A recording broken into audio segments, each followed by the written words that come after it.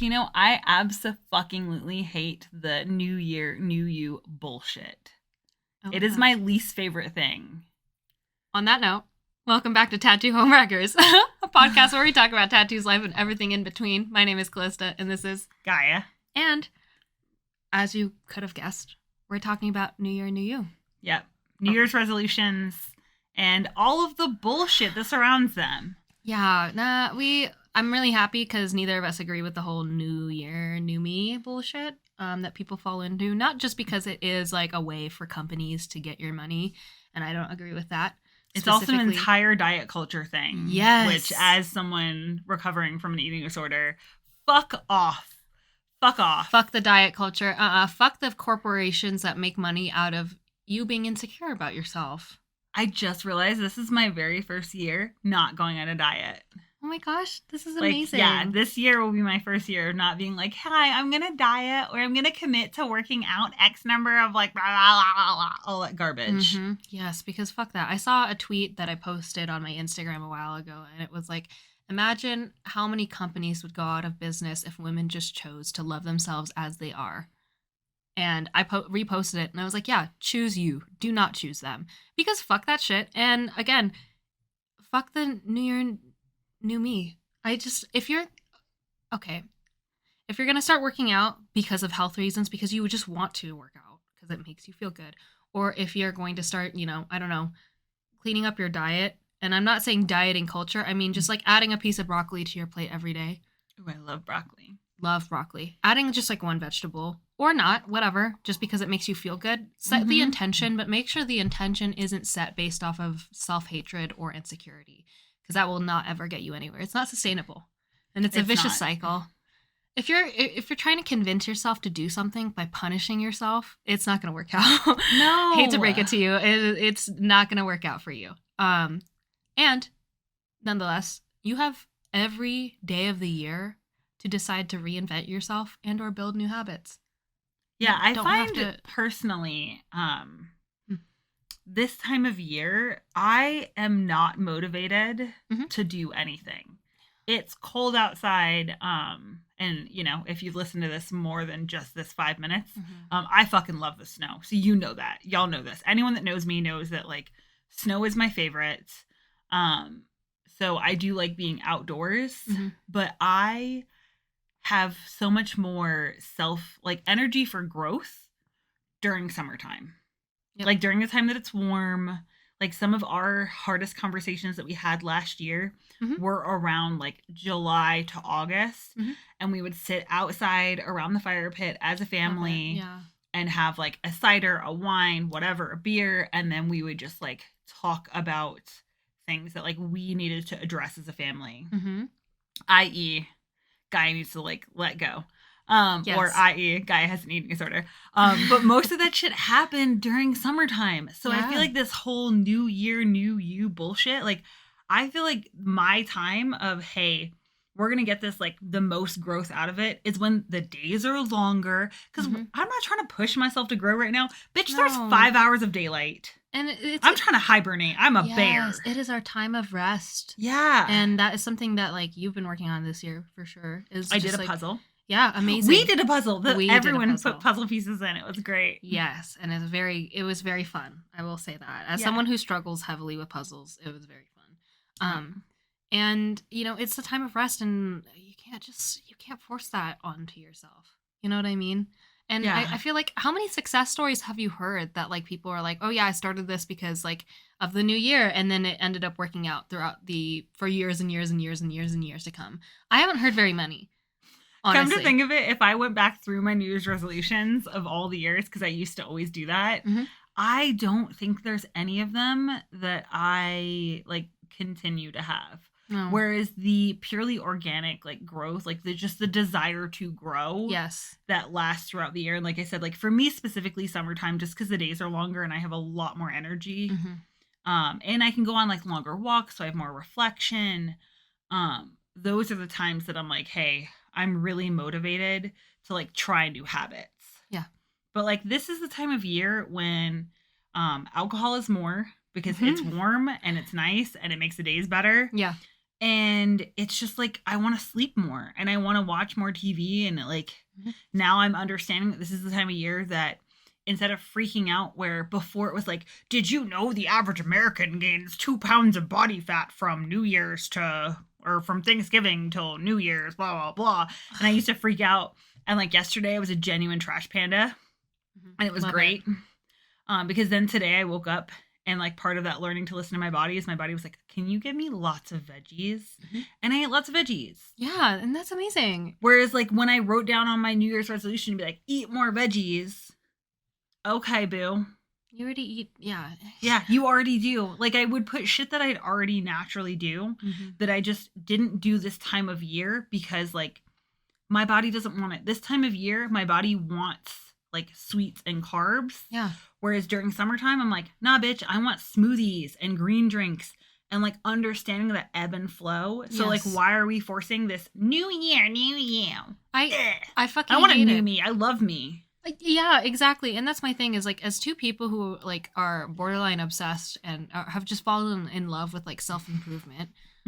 We are obsessed, but we are genuinely in love with self-improvement in any aspect of like mental health, physical health, whatever, emotional intelligence, stuff like that. There's a huge part of me that absolutely despises corporations and companies that use the disguise of self-improvement but are actually just completely benefiting off of the like self-destruction and like self-punishment and insecurities of other people. Yeah. Fuck that noise. No, fuck that. If you want to self-improve, you know us. We are the two people that will encourage that to the max. But don't listen to the fucking companies that like use it as a disguise to throttle you into an eating disorder or paying money, a boatload of money for, I don't know, fucking diet teas that are really just laxatives. Dude, I took so many of those laxatives and Mhm. everyone would always talk about shitting themselves and I never shit myself. Mhm. And also I never lost money on laxatives. Oh. Or I'm sorry, not money. I've never lost weight. Like, Oh, there we go. I never fucking like, nothing happened. Yeah.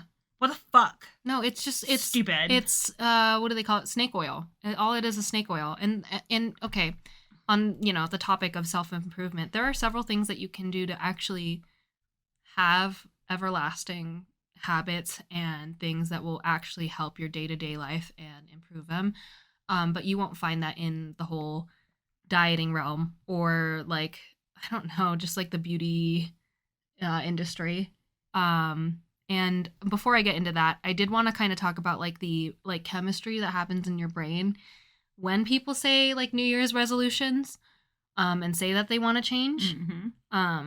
Because I think what happens in your brain is like you do get a huge dopamine spike when you say you want to change because it's exciting. You know that. Yes. I know that there's a huge dopamine spike when you say you want to change. When you say that like, oh, I'm going to start working out or I'm going to start eating healthier. I'm going to take more protein. I'm going to X, Y, and Z. There is a dopamine rush that happens in your brain. Because your body doesn't know the difference between you saying you're going to do it and actually doing it. Yes. It's the same thing as watching videos of people work out. Yeah. You do get that high of like, oh my God, it's almost the same high that you get when you actually do the fucking work. You know what I mean? Yep. And so that's a dangerous place to be in because you can say that you want to do these things, but that doesn't necessarily mean you're going to. So don't get them confused, Just know that that's a natural thing. Happens to all of us. But if you actually want to make a change, you do need to know that like chemistry-wise, scientifically, biologically, you can't just rely on that dopamine rush to get said results. That's not going to happen.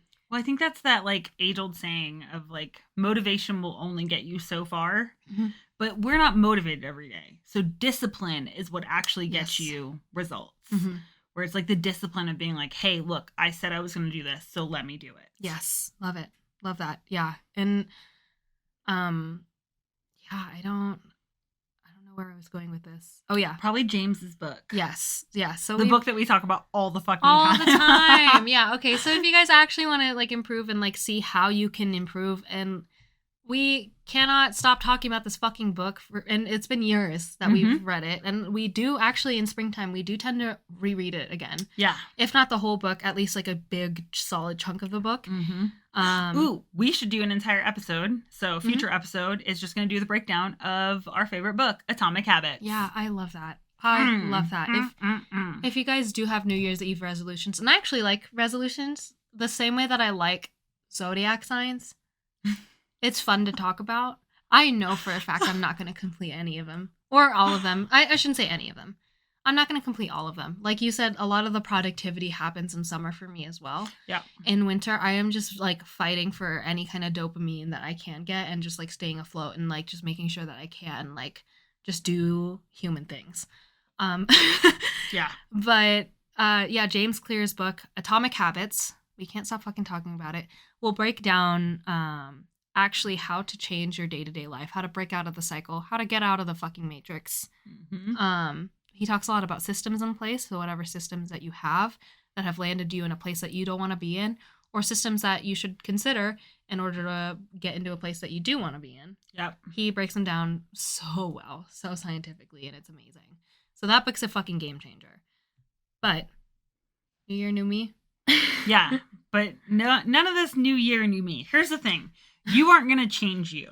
You are you. That's it. Like, the whole moving to a new school as a kid, you're like, okay, I get to reinvent me. And you know what happens? You end up still becoming you. Yeah, I tried to do that shit in bare 6th bones, grade. Still you, yeah. We moved from Florida to South Carolina, and I was like, oh my God, this is a fucking new school, new state. No one knows me. This is like right when baby internet was happening. So there wasn't any social media.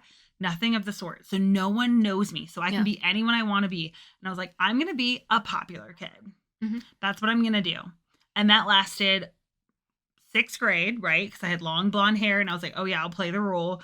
Super religious school. It was a public school, but it's the South. So it's super religious. Yeah.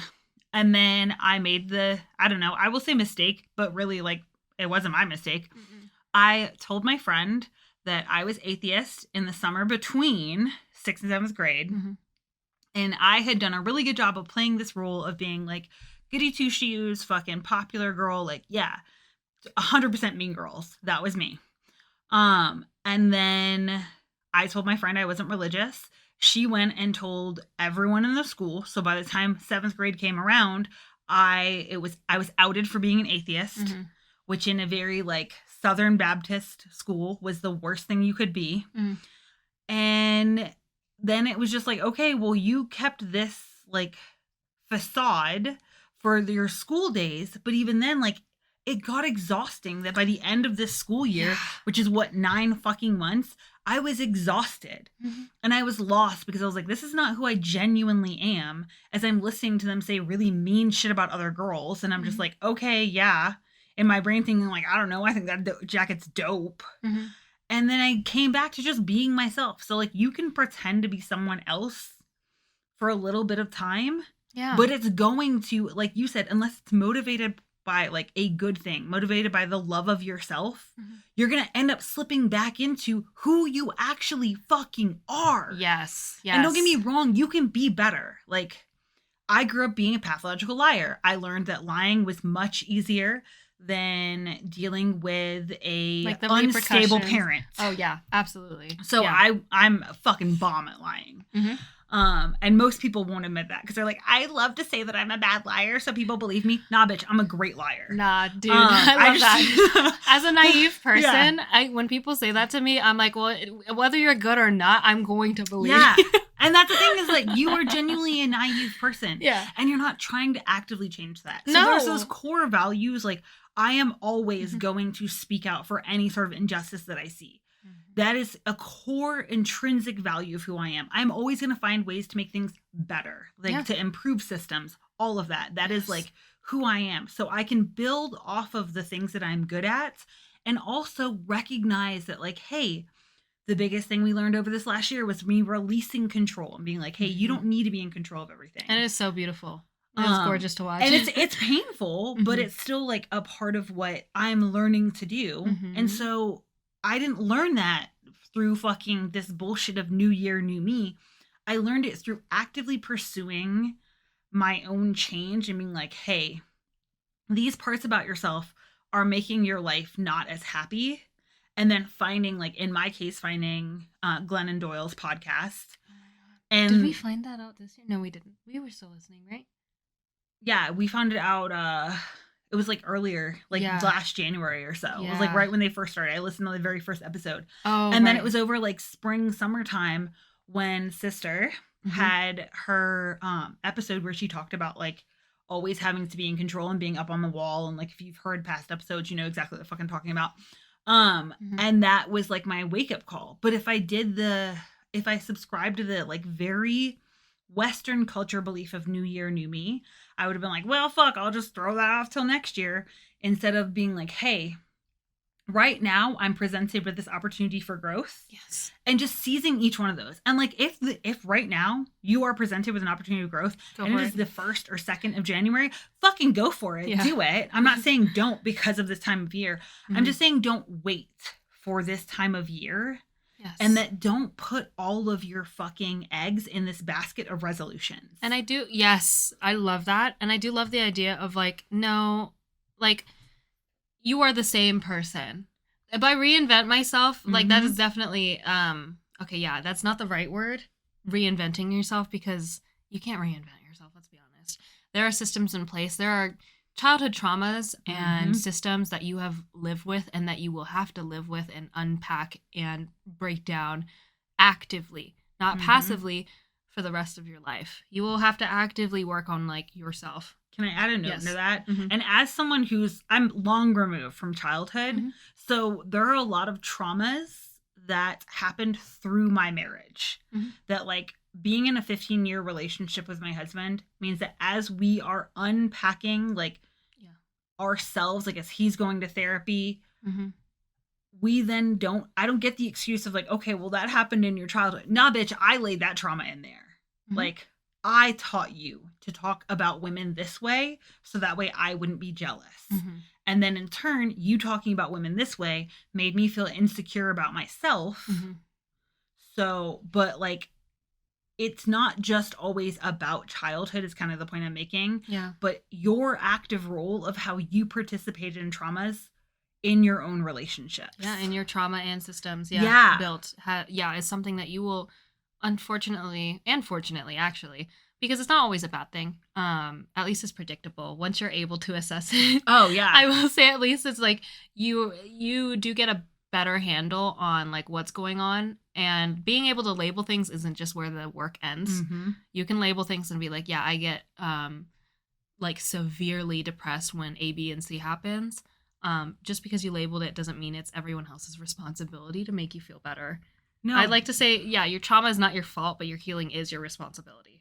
Oh my God, I love that. Yeah, that's a quote I saw a long time ago. But it's true. It's true. And reinvent it yourself is not the right word, because you are going to have to live with those bare bones as essences of like what made you that person. But if you want to change that, just keep in mind it is an active role that you have to play in changing all year round, not just January. All year round. And I also love the fact that you were like, no, I love me. Why does there have to be a new version of yourself? You can be who you are and start this path of self-love and know that like, yes, you love yourself and you are able to improve always. Oh yeah. Well, it's what you always say, which is that you can love something and have heavy criticism.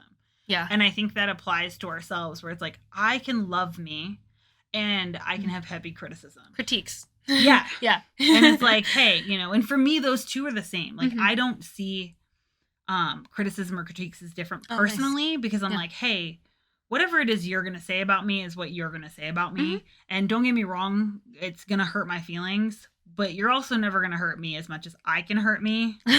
So like, calm the fuck down now. Yeah. And I think that like, that's it though, is that you have to start from a place of love to be like, hey, what are things that I want to be better at? And then take those steps forward. I would love to see someone's New Year's Eve like resolution lists, and also see the intention. So it's not just a list, but there's a second list that goes beyond that of like, what is the intention with this resolution? Because again, more you set your intentions out of a place of self-love and like acceptance and just like grace, the more you'll be able to actually follow through with these things. Well, I think it always comes back to your why. Like knowing your why, knowing why something is important to you. It's the same thing with like looking at like your relationship and being like, okay, so where does this problem stem from? Yeah.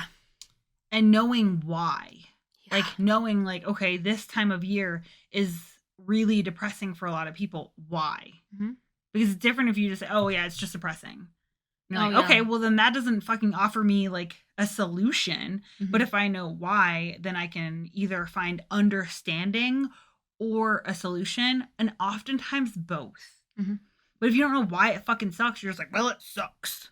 Yeah, then you're like, okay, you're congratulations. Just putting wool over your own eyes, and like, and that's the thing is like, if you don't know your why, then you can't get any better, you know? Yeah. That being said, what's your New Year's resolution if you had to pick one? Oh, if I had to pick one, definitely my New Year's resolution is to pick me over the things that make me feel bad. If that makes any sense. No, tell me more. There are certain things that like I will get a dopamine rush from, but it won't necessarily be good for me, if that makes sense. Like, I'll just cut to the, I won't, beat around the bush. I totally am. I found this year for me was like my fuck around season year. So like, I just like, fucked around and I had fun. I had really a lot of fun. But there are certain people that I fucked around with that do give me that dopamine rush. And it's literally like a drug and it feels so good in the moment. But then they do things that make me feel like shit about myself. And I want to pick me. Whatever you have to offer, even if you feel like the best drug on the face of the planet, if you still like somehow like shatter my confidence and make me feel like shit about myself, I'm not picking you anymore. I want to pick me. So that's mine. So what does that look like for you?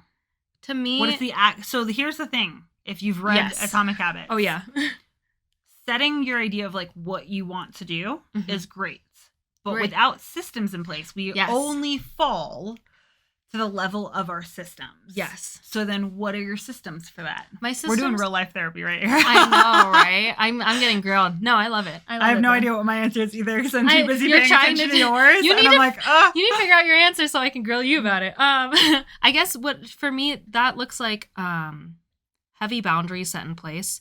So I can indulge in people, and I don't think there's anything wrong with that because there is that age old. Like I did have to fight the age-old like sexism that has followed with like women fucking around.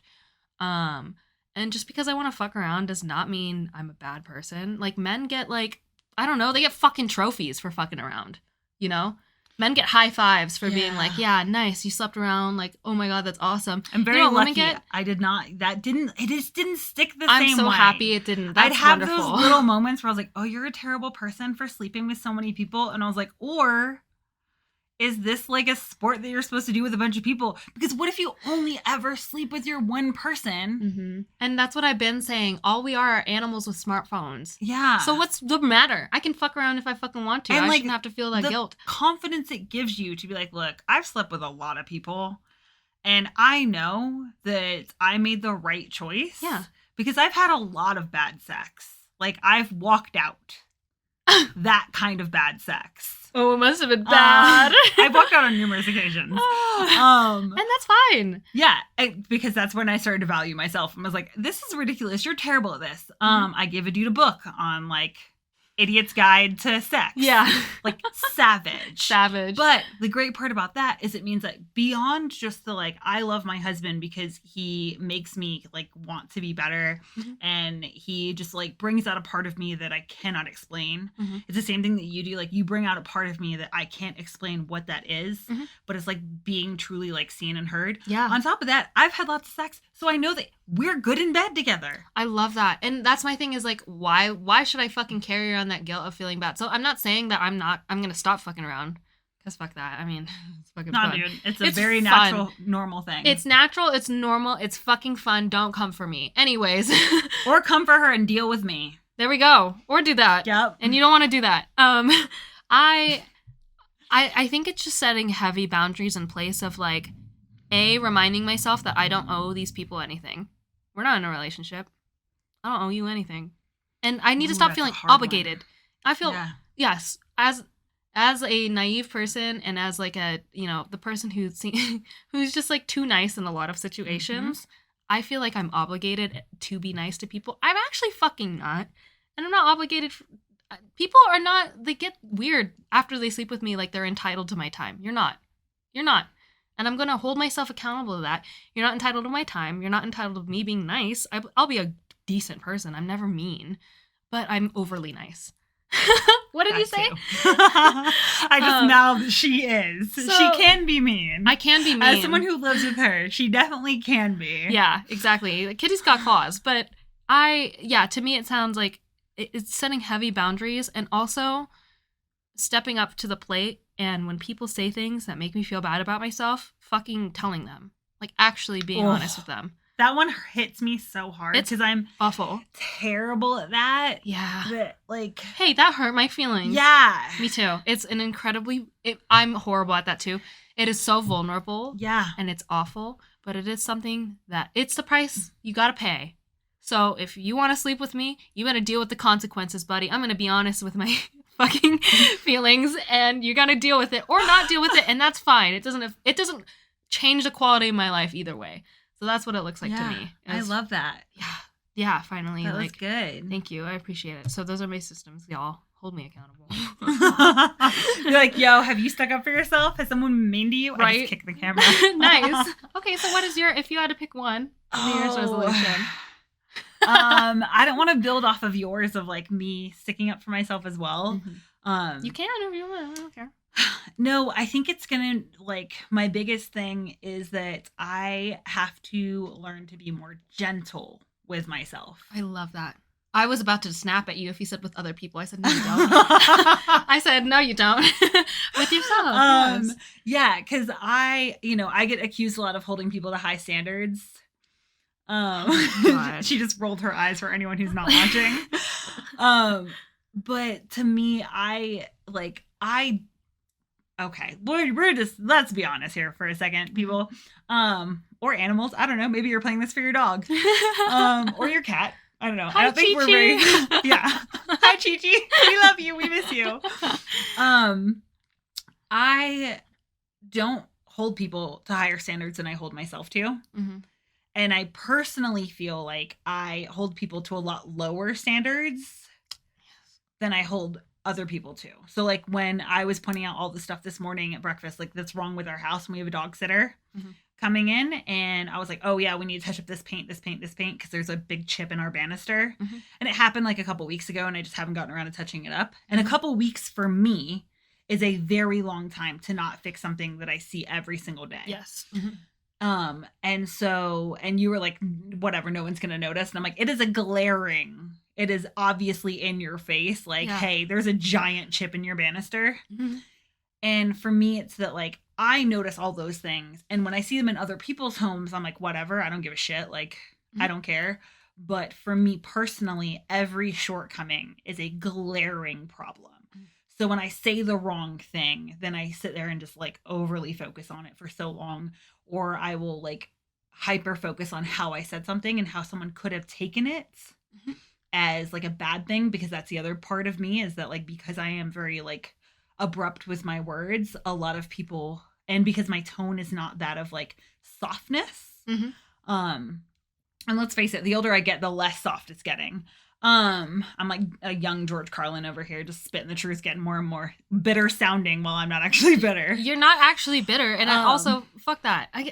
God, it irritates the shit out of me, but continue. But I think that's it, is like learning to be a little bit kinder with myself and like trying to give myself grace.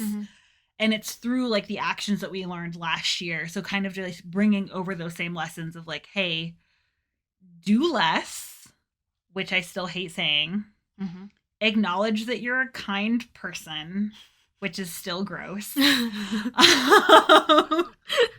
And just like giving myself more grace. Yes, absolutely. I love which that. I hate. So what does that look like for you? What systems are you putting in place when you get into this place? I didn't think about that. I didn't think about it either. It was very hard, but I don't don't know. I think for me, it's going to be speaking it out loud more. Oh, yeah. And like talking to our people about it, like talking on the podcast more. Yeah. Because the more open I am on the podcast, the more I feel like I can just show up as myself. Mm-hmm. And even though there are still giant misunderstandings where people are like, you're mean, blah, blah, blah. Right. Which we won't even talk right now, but we will get into it later again. Please. About how sensitive people are. And like, I really do feel like we're getting more and more sensitive each generation. Right. As life gets easier in a lot of ways. And I get it. It gets harder in a lot of ways too. But dude, come on. Yeah. You're really sensitive now. Mm-hmm. But like when I get misquoted, trying to have more grace with myself of like the feelings of hurt that come along with that, instead of just like going to a place of like armoring up and being mad. Because like anger is my default emotion when I'm in pain, which makes sense because Brene talks about that. Like that's like the number one defense mechanism. Yeah. And I love that you and Brene have the same. That's the thing is like, it's just, yeah. So I love the whole voicing it out because I do think that like you're more of an external processor. It is better to hear it because like genuinely your inner narrative can be so mean.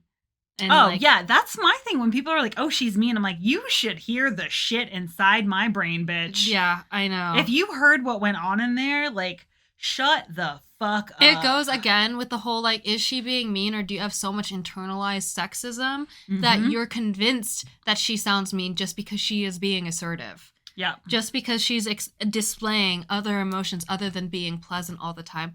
Holy fuck, you guys. Like, because my God. I don't smile constantly. Yeah. I'm probably the meanest person ever. Yeah. And I can't wait to grow out of that because I'm still very much in the phase. I'm learning my voice, which is cool. But dude, it's iconic. When she throws, like, she gets savage with people. I can be mean. It's amazing. Yes. When she, like, actually stands up for herself. Yes. But the fucked up part is then I get, like, credit/blame. You know what? I'm not, it's okay. It's fine. Yeah. You know what? This is just something that we're going to have to, like, navigate through, and it'll be okay either way. But, I mean, with that being said, please let us know what your one New Year's resolution is. Yeah. If you have a New Year's resolution. Yes. If you don't, great. But let's, like, scrap the New Year's new you bullshit. Yeah. You're not going to become a new you.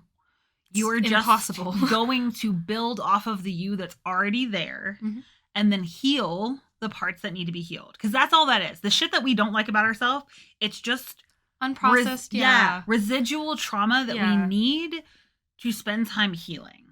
And then that can be in our relationship with other people. That can also be like internal work that we need to do ourselves. And whatever it looks like just have some empathy for that part of yourself and understand that it is not a full through like, hey, look, here you go. I fixed it.